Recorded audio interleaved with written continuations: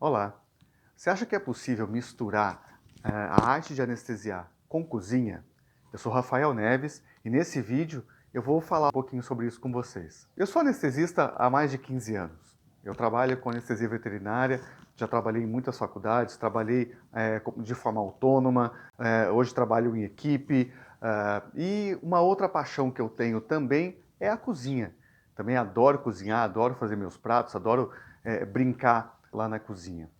A gente tem que lembrar que a anestesia ela é todo um processo, né, que a gente tem que pensar desde quando a gente recebe o nosso paciente, a avaliação desse paciente e aí desenvolver todos os elementos pertinentes a ela.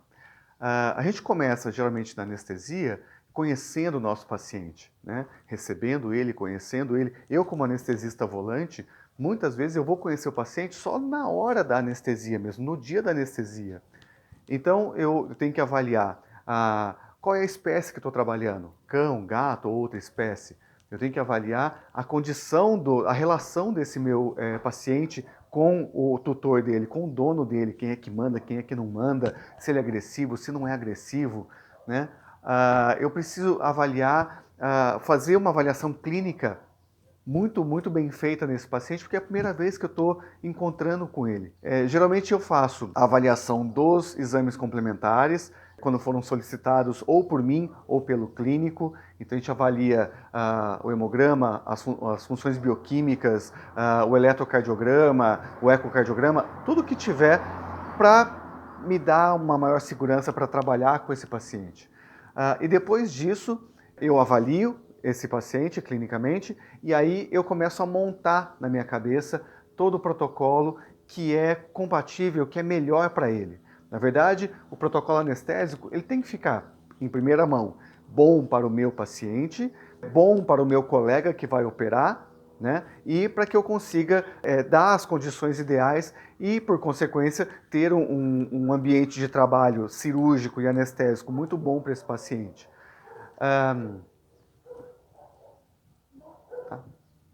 Trabalhando com o tutor, geralmente eu converso com ele sobre a minha expectativa em cima desse procedimento, explico para ele mais ou menos como eu vou trabalhar para que ele entenda o que eu vou fazer com o paciente dele. E nessa fase, então, começa todo o preparo, todo o desenvolvimento, por exemplo, da medicação pré-anestésica. O que eu vou usar, o que eu vou misturar? É um tranquilizante, é um analgésico, é um sedativo, alguma medicação que eu vá trabalhar nele, explico para o tutor o que provavelmente vai acontecer com esse meu paciente, tá bem? Depois dessa fase, geralmente nesse período de pré-medicação, eu vou para o centro cirúrgico, vou terminar de preparar todos os materiais e equipamentos, tudo que for necessário para esse protocolo. Então, eu vou me certificar de que meus equipamentos estão montados, de que os fármacos que eu vou usar já estão diluídos, estão puxados, se as minhas bombas estão calibradas, se está tudo direitinho para que eu execute bem esse meu trabalho. Aí eu volto, pego o meu paciente, canulo a veia, faço uma indução anestésica, seja ela pela via inalatória ou pela via intravenosa, né? Faço uma boa indução, coloco esse paciente em um plano anestésico e faço a manutenção. E isso a gente considerando que esse paciente está indo para o centro cirúrgico e eu vou utilizar técnicas de manutenção, seja inalatória ou seja intravenosa. Pode ser que eu resolva o meu processo no ambulatório, né? Então eu preparo esse paciente durante essa pré-medicação, relaxo ele e de repente ali no ambulatório eu posso resolver o processo com um bloqueio local. Então isso vai variar caso a caso. Depende muito dessa conversa que eu tenho com o cirurgião, do que ele precisa e do que a técnica anestésica pode favorecer o meu paciente. Tudo isso sem contar os tais cálculos matemáticos, né? Algumas pessoas ainda têm uma certa dificuldade nesses cálculos e acabam resolvendo utilizar protocolos prontos, formulações prontas, ml por quilo. Não, a gente geralmente trabalha com cálculos, muitos cálculos matemáticos. Ok? Então isso também às vezes pode ser um complicante. E qual é então essa relação entre a arte de anestesiar e a cozinha? Como é que eu comecei a pensar nessas coisas, né?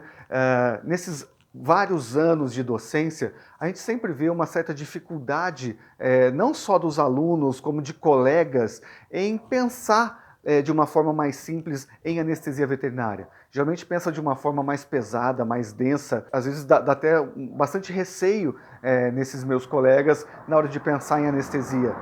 E essas minhas duas paixões de anestesia e cozinha começou a linkar, começou a juntar uma informação na outra.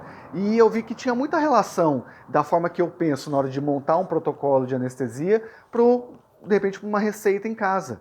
Né? Por exemplo, uma receita em casa. A hora que eu vou escolher um prato para cozinhar para os meus familiares, para algum amigo, o fato de eu escolher um prato, eu já estou determinando, por exemplo, fazendo uma analogia, a espécie que eu estou trabalhando, cão ou gato. Quando eu vou cozinhar para os meus familiares, cozinhar para algum amigo meu, eu preciso saber dele se, de repente, ele não come carne, ou se ele tem alergia a alguma coisa, se ele não gosta de algum elemento. Isso vai fazer com que eu restrinja as minhas possibilidades para poder cozinhar para ele de uma forma adequada, de uma forma que fique bom para ele. Assim como eu faço com o meu cirurgião, com o meu paciente. Né? Tem que ficar bom para todo mundo. Então, quando eu vou preparar esse prato para essa pessoa, eu preciso me preparar. Né? Eu preciso ir ao supermercado, fazer um planejamento, comprar os ingredientes, escolher bons ingredientes, saber como mesclar esses ingredientes, fazer na cozinha já a preparação, né? Vou cortar a cebola, vou cortar o alho, vou preparar o que for.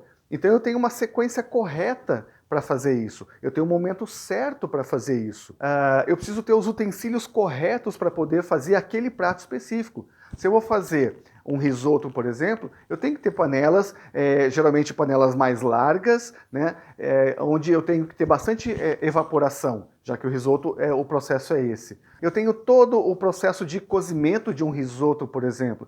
Tem técnica que manda você mexer muito a panela, tem técnica que fala para você não mexer no arroz durante o cozimento. Então, quando você pega um processo de anestesia, que aparentemente é uma coisa tensa, uma coisa, né, que deixa você muito preocupado, e aí você remete isso a um processo semelhante que te traz uma coisa mais lúdica, uma coisa mais light, que é cozinhar, isso faz com que você veja a anestesia de uma outra forma, né? Que você comece a pensar, não que obviamente você vai pensar em cozinhar durante o processo de anestesia, mas é só o mecanismo de você montar esse processo todo para que você perceba de que a anestesia pode ser muito mais tranquila, muito mais relaxante, nesse quesito de não ficar tenso.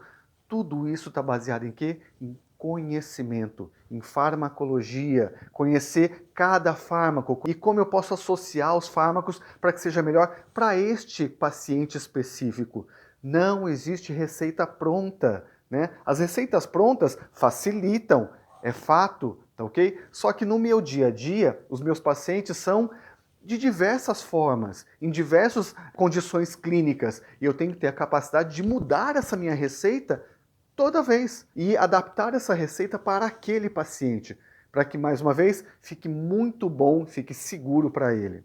Em relação à segurança, eu sempre falo com o tutor de que, apesar de todo esse meu cuidado na elaboração desse meu protocolo, mesmo assim, há risco? Sempre tem risco. A gente mexe com biologia, mas eu minimizo muito a minha margem de risco quando eu converso com o meu tutor, eu exponho para ele as minhas ideias e olha, os tutores nem sempre são médicos, nem sempre são da área médica, mas é impressionante como esse tempo que eu tenho de anestesia mostrou, quando você conversa com o tutor, a confiança que ele vai ter em você, os feedbacks que eu tenho em relação a isso, é muito prazeroso quando ele te dá esse feedback. Então é importante você conversar com o tutor, mesmo porque é a hora de você vender o seu peixe, né?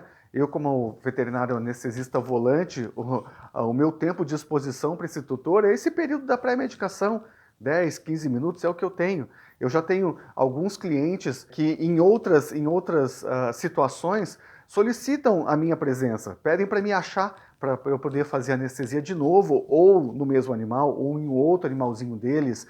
Isso é muito, muito gostoso para a gente. Então, apesar da gente, às vezes, poder utilizar as tais receitas prontas, né?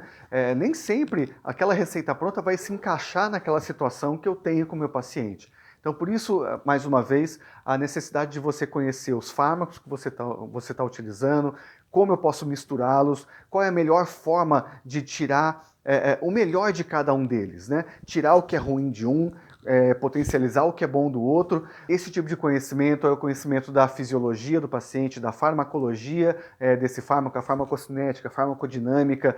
Isso vai te dar a possibilidade de você poder brincar com esses fármacos e poder desenvolver um protocolo muito mais seguro para o seu paciente. Que é fundamental você conhecer o seu paciente. É fundamental você entender as necessidades do seu paciente e as suas limitações.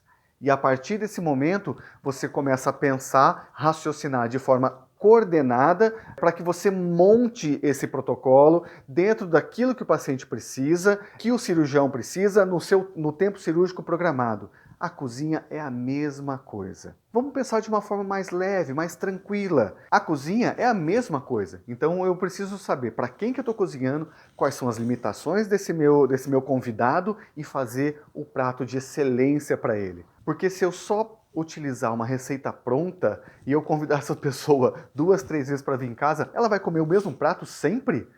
Não, né? A gente quer sempre variar, a gente pode variar e sempre surpreender essa pessoa com o melhor prato possível. Então, faça disso a sua anestesia. Faça o melhor que você puder sempre para o seu paciente.